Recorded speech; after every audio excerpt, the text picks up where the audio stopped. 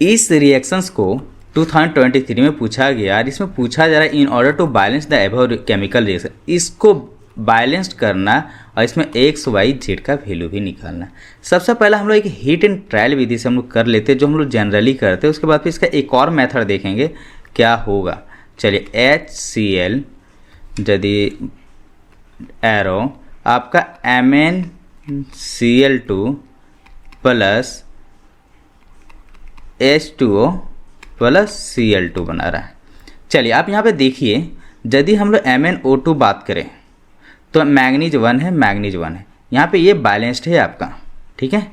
अब हम लोग हाइड्रोजन को रहने से पहले हम लोग क्लोरीन को चेकआउट करते हैं। इधर क्लोरीन 2 पीस है, यहाँ पे क्लोरीन 2 पीस है, तो इसलिए इस क्लोरीन को बैलेंस करके यहाँ पे पुट करेंगे हम लोग 4, ठीक है।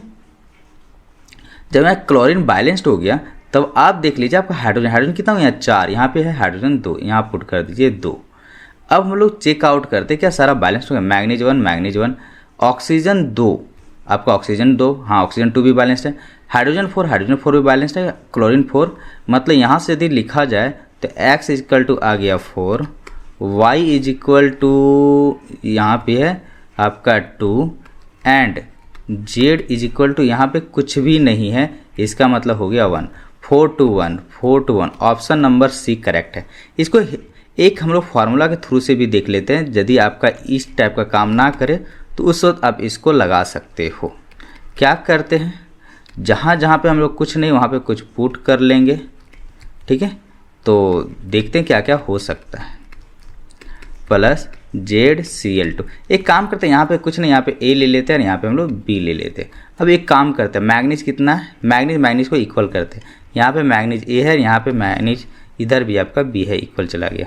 अब ऑक्सीजन को देखते हैं, ऑक्सीजन 2A कितना गया 2A, इधर का ऑक्सीजन सिर्फ Y जाएगा। चलिए अब हाइड्रोजन को देखते हैं, हाइड्रोजन इधर X और इधर हाइड्रोजन आपका 2Y। चलिए और हम लोग यहाँ पे क्लोरीन को देखते हैं, यहाँ क्लोरीन X चला गया और इधर क्लोरीन देखिए B 2B और प्लस 2Z जाता है, प्लस 2Z जा रहा है, इसको हम लोग 2Z कर लेते हैं, ठीक है। अब एक काम कीजिए, जिसका इक्वल आ रहा है इसको हम लोग किसी एक का वैल्यू हम लोग फिक्स कर लेते हैं। जैसे A equal to B equal to 1 जा रहा है, तो यहाँ पे यदि हम लोग पुट करें इस जगह पे, तो A यहाँ पे जैसे ही हम लोग 1 पुट करते हैं तो Y इक्वल टू क्या आ जाएगा 2 आ जाएगा। चलिए Y भी हमें मिल गया। अब यहाँ पे Y को 2 पुट करते हैं, क्या हमारा वेरीफाई करता है कि नहीं करता है। देखिए X भी आपका मिल गया, लेकिन अभी भी हमारा Z पता नहीं है, तो चलिए Z को निकालते हैं। X आपका हो गया यहाँ पे 4, यहाँ पे आया हुआ है ना, इनटू B आपने लिया था 1 प्लस 2Z, यहाँ चला गया 4 minus 2 is equal to 2Z।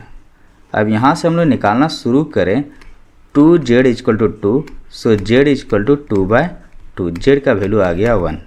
अब लोग चेकआउट करते हैं, X का वैल्यू कितना है 4 है, X equal to 4, Y equal to हम लोग देखें तो कितना वैल्यू है Y, हाँ Y यहाँ पे Y भी आपका 2 है और Z का वैल्यू यहाँ पे आपका 1 है, 4 to 1।